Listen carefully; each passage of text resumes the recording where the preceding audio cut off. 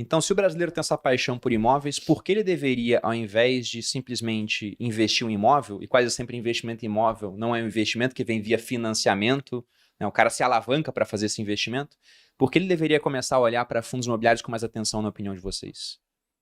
Começo eu aqui.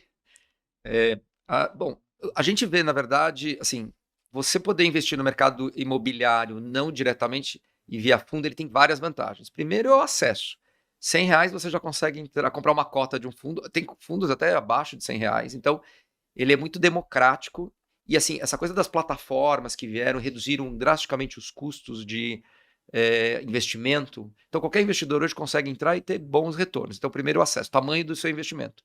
Se você for comprar alguma coisa direta, um apartamento vai custar, sei lá, 200, 300 mil reais aí. Em São Então Paulo nem isso, né? Você não acha nada por esse exatamente. preço. Então, assim, primeiro acesso. 2, você consegue, com pouco dinheiro, comprar coisas muito diferentes e ter acesso a coisas muito grandes. Então, fundo de shopping. Quando é que você ia, com pouco dinheiro, investir num shopping center? Um prédio corporativo, um grande galpão logístico alugado por uma grande companhia ou de tecnologia, ou um portal. Então, assim, com pouco dinheiro você participa de coisas muito grandes. Então, eu diria que essa é a primeira vantagem. A segunda vantagem, eu coloquei lá uma quantidade de dinheiro. Estou precisando de uma liquidez. Se você colocar no imóvel, você tem que vender o imóvel inteiro. No fundo imobiliário, você vai lá e fala, eu preciso de 10% do meu investimento, você vai lá na bolsa e vende. E vende muito mais rápido do que você venderia um imóvel. Uhum. Você tem que contratar um corretor, não necessariamente o mercado está naquele momento favorável. Na bolsa você tem liquidez. Então você vai lá, coloca no seu home broker, vendeu, 3 dias depois o dinheiro está lá na sua conta, tranquilo. Então isso é bacana, assim.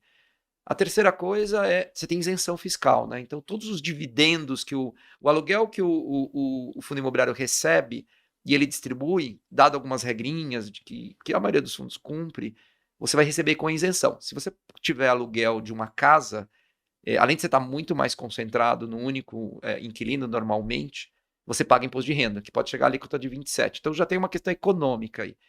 E risco, né? Quando você fala diversificação, além de você poder comprar coisas diferentes, os fundos imobiliários usualmente têm vários inquilinos, vários prédios, estão em várias geografias, então dificilmente você fica com renda zero, assim. Você tem uma casa alugada, o inquilino saiu, naquele momento você deixa de ter a renda, e se for um apartamento você ainda vai ter condomínio e IPTU, então você ainda vai ter uma deseconomia aí. No fundo imobiliário é normal ter vacância nos imóveis e tal. Acho que o Flávio pode complementar um pouco do CRI, que ele tem características diferentes, mas falando exatamente do tijolo, normalmente você tem vários inquilinos. Pode reduzir 10%, às vezes tem um inquilino grande, mas zerar é muito difícil. Principalmente se você comprar fundos com vários ativos, ou você tiver uma carteira com vários fundos também. Então, você tem uma coisa da previsibilidade que é bacana, cai na sua conta, e tem uma coisa que é espetacular para todo mundo que tem imóvel já teve na vida. Ninguém vai te ligar para falar que tá vazando do telhado, que a caixa d'água não funciona, que tá dando, sei lá o que, a sua parede não tem mais. Você não vai precisar mais do pedreiro para arrumar, não vai ficar atrás do corretor, nada contra os corretores, mas assim, quando você tem você não precisa dedicar esse tempo. Você terceirizou isso para alguém cuidar para você, e são pessoas que estão o dia inteiro olhando isso para você, porque elas só fazem isso da vida delas profissional. Então, e são equipes grandes, né? Na Kinea hoje, as duas áreas aqui, minha e do Flávio, a gente tem mais ou menos 40 pessoas super dedicadas, com especificações, coisas, assim, a gente está aqui, mas tem um time enorme lá ajudando a gente a entregar esses mandatos e pessoas muito técnicas, assim. Então você terceirizou isso também para uma gestora, isso é bem bacana. Então, eu só vejo, assim, benefícios, assim. E você me dá uma coisa que incomoda o investidor, a volatilidade da cota na bolsa. Ela varia e aí ele fala, mas se eu comprar o meu imóvel, não fica variando.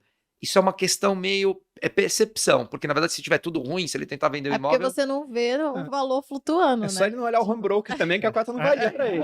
Mesma coisa. Mas eu acho que tem várias coisas interessantes para considerar aí.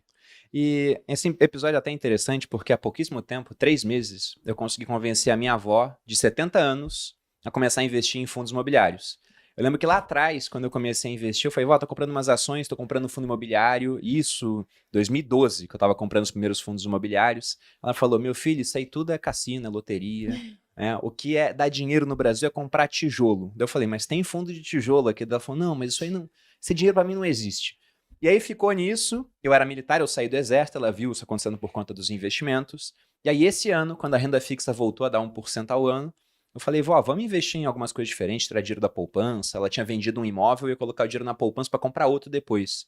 Falei, vamos montar uma carteira aqui com bastante renda fixa, mas também com fundo imobiliário, porque a renda fixa, uma hora, os juros vão cair e os fundos vão voltar a subir e você recebe o aluguel mensal. Eu expliquei justamente isso para ela. Você aluga um imóvel, você concentra todo o seu patrimônio em um único local, aluga para o inquilino que pode simplesmente destruir o imóvel por dentro ou ficar inadimplente durante meses, aí você tem que tirar, tem que fazer obra, correr atrás de um outro. Se for vender também, como é um imóvel que passava daquele limite de isenção, você não vai ter isenção, vai ter que pagar imposto de renda. Aqui no fundo imobiliário, se for vender, vai ter que pagar imposto de renda, lá é 15, aqui é 20, mas não tem custo com corretor, é muito mais rápido. Só que o rendimento, que lá você pagaria 27,5% de imposto, aqui você paga zero e cai todo mês. Dependendo do fundo, é sempre no mesmo dia, ou varia um dia ou outro. Ela falou, nossa, isso parece interessante, vou colocar um dinheiro. Coloquei e um mês caiu o primeiro rendimento. Daí eu falei, vó, você quer que tire ou que reinvista? Ela ficou super surpresa. Ela falou, nossa, rendeu muito. Ela mandou um áudio pra mim e falou, não tira não, que eu tenho um dinheirinho na poupança, eu vou usar ele pra pagar o plano de saúde, que a poupança não rende nada, e reinveste mais aí. Eu No fui episódio reinvestindo. 185, nós vamos estar aqui falando desse momento de felicidade do Bruno, onde a avó dele mandou esse áudio. A poupança não rende nada, meu filho, Ela pode falou isso 2 deixar aí. vezes. E o Bruno ficou muito feliz, E a porque de carteira fato era dela? uma resistência. É verdade, ela tinha muita resistência. E começou agora com 70 anos. E a carteira dela, eu tô olhando aqui os rendimentos, isso porque eu já tirei dividendos 2 vezes da carteira, tá com uma rentabilidade de 4,28% em 3 meses. Daqui a pouco tá gravando um curso por aí.